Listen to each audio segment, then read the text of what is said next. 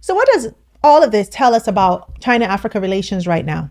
Well, first, the partnership is still strong, but it sends the message that it's not about the military stage. The engine of China-Africa ties has always been trade, infrastructure, and investment.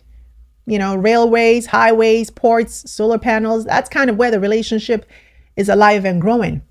Military parades, that's not where Africa holds its leverage.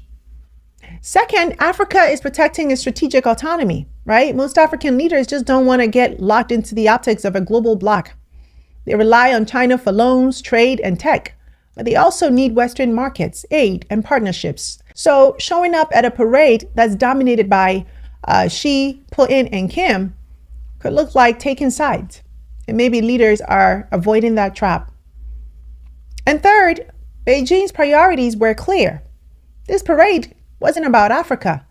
It was about showcasing China's military might to its Eurasian neighbors and to the West. So the spotlight was on Russia, North Korea, Iran, and Central Asia. Africa was shut out, but it wasn't the star of the show either. So the muted African presence doesn't mean that ties are weakening. It just means that China and Africa are keeping their partnership focused where it's strongest and perhaps where they want it to remain. Economics, not military optics. So then, my people, we gotta ask, if Africa isn't seen as a military player by China, or if it isn't interested in building military cooperation and partnership with China, and the US is also stepping back its military presence on the continent at the same time, where does that leave us? And maybe that's the wake-up call. Because if China doesn't spotlight Africa on the military stage, and America is pulling out, then Africa has two options. Keep outsourcing its security to whoever steps in next, as it is right now with Russia, let's be honest.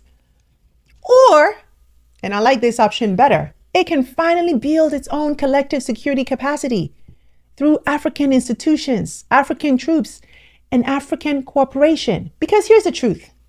If Africa wants to stop being a backdrop in someone else's military parade, it has to step into the stage as its own security guarantor, not as a pawn in the US-China rivalry, but as a player in its own right. So the muted presence in Beijing isn't just about who sat in the stands.